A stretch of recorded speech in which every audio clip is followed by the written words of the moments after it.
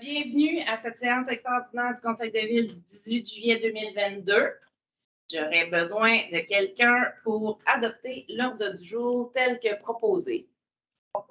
Il n'y a pas d'adoption de procès-verbaux. On va immédiatement au point 7.1, travaux de réparation du ponceau archival à l'art.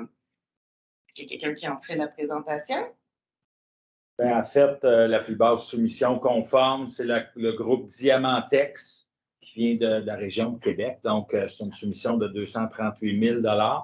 Si vous avez regardé les soumissions, ça va de 238 000 à 750 000 à peu près. Fait que, il y avait vraiment un éventail de prix. Il y a eu quand même beaucoup de soumissionnaires, par contre. Je pense qu'il y en a eu 6-7. Fait que, cela étant dit, la plus basse soumission à rendre dans le budget, c'est la seule. Donc, on a été chanceux. Je vous recommande de l'octroyer. Oui, Sarah. Il l'a proposé, je l'appuie en mentionnant aussi que ça peut aller jusqu'à 238 000. Donc, s'ils vont plus rapidement, nous, on paye une prime de ce que j'ai compris dans la lecture. C'est ça. C'est une prime de 500 $ par jour.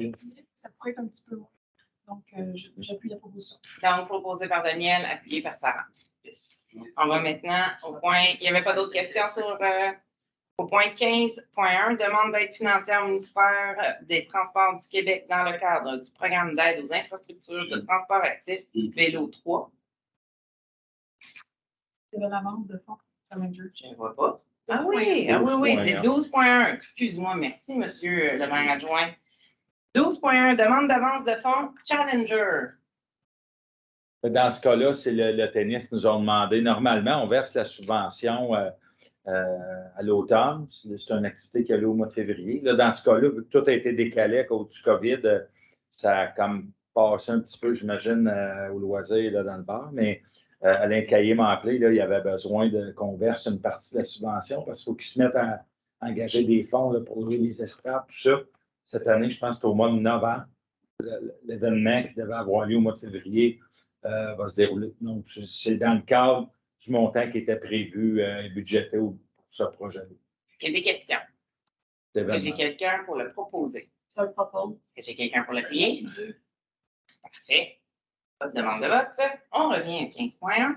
C'est la demande d'aide financière au ministère du Transport du Québec dans le cadre du programme d'aide aux infrastructures de transport actif, volet 2, piste cyclable rue Brouillette. Donc, ça, c'est une subvention. C'est parce que le programme, le délai de ce que Jean-François m'a dit, là, si on ne passait pas là, le délai pour déposer la soumission aurait été hors limite, fait qu'on n'aurait pas pu faire la demande. Ça, c'est pour un projet qu'on a dans nos cartons. En 2023, je pense. 2023, la Brouillette. 2023. C'est ça.